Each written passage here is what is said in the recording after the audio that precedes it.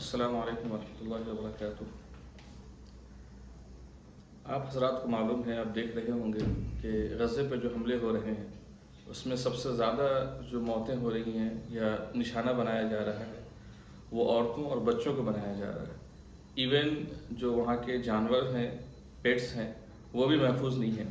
ان کو بھی نشانہ بنایا جا رہا ہے، ان کو بھی قتل کیا جا رہا ہے۔ تو آخر اس کے پیچھے راز کیا ہے، اور جو لوگ ایسا کر رہے ہیں ان کے لیے آخر ایسی کیا چیز ہے جو ایسا کرنے کو جائز قرار دے رہی ہے؟ ان کا ایسا کیا عقیدہ ہے، ایسا کیا توجیہ ہے ان کے پاس جس کی وجہ سے وہ ایسا کر رہے ہیں؟ آج میں آپ کو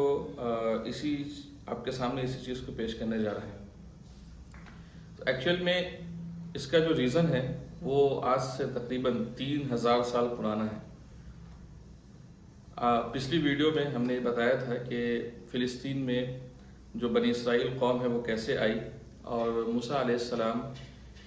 نے جب فرعون سے بچایا بنی اسرائیل قوم کو، تو اللہ تعالیٰ کی طرف سے یہ حکم ملا کہ آپ فلسطین کی طرف قوم کو لے کے جائیے۔ بنی اسرائیل قوم جو ہے وہ ہمیشہ سے بدماش قوم رہی ہے، تو ان لوگوں نے وہاں پہ بھی تماشا کیا، بدتمیزیاں کی، اس کے نتیجے میں ان کو میدان تیہ میں 40 سال کے لیے بھٹکنے کے لیے چھوڑ دیا گیا۔ اس کے بعد جب موسیٰ علیہ السلام کا انتقال ہو گیا تو یوشع بن نون جو ان کے خلیفہ تھے، ان کے ساتھ رہے ہیں، تو ان کے ہاتھ میں بنی اسرائیل کی قیادت آئی، اور انہوں نے بنی اسرائیل کو اس بات پہ آمادہ کیا کہ ہم چل کر جو فلسطین میں جو قوم آباد ہے عمالیق، اس سے جنگ کرتے ہیں اور اس کے نتیجے میں فلسطین ہمیں مل جائے گا۔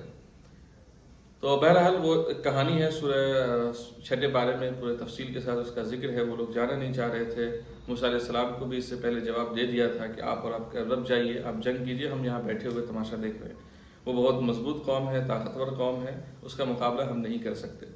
تو یہی عمالقہ قوم ہے جس کے مقابلے کے لیے اس وقت جو ہے ان لوگوں نے منع کر دیا تھا۔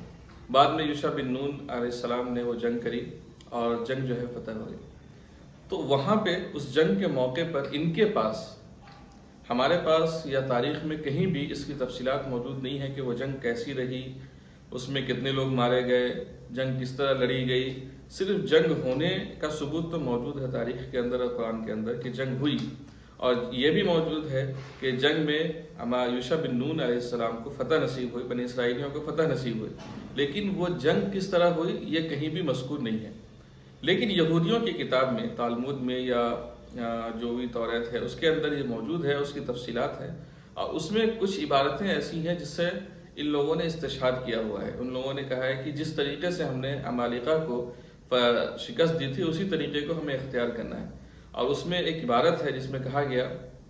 یعنی یوشع بن نون کی زبان سے ایک کہا گیا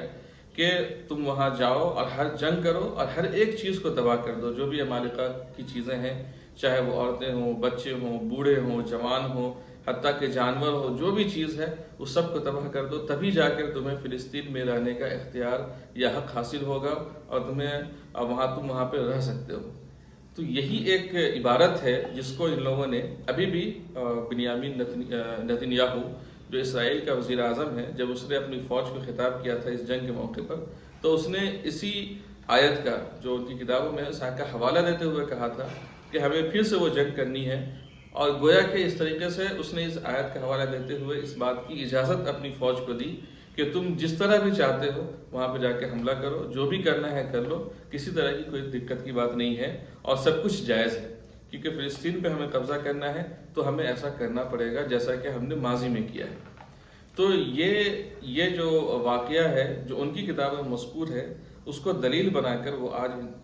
فلسطین کے اندر یہ خون ریزی کر رہے ہیں، اور اسی لیے انہوں نے کسی بھی چیز کو نہیں چھوڑا ہوا ہے۔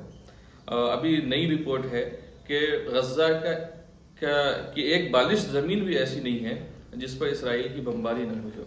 اور اس کے بیچ میں جو 2 مہینے سے جنگ چل رہی ہے، اس بیچ میں اسرائیل کے کئی منسٹرز یا ان کے جو ایکٹیویسٹ ہیں،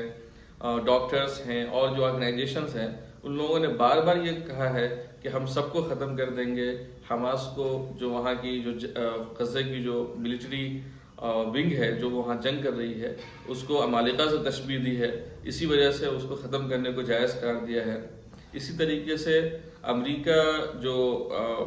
اس میں ساتھ دے رہا ہے اسرائیل کا، اور امریکہ کی جو سینٹ ہے جس کا نام لنڈسے گراہم ہیں،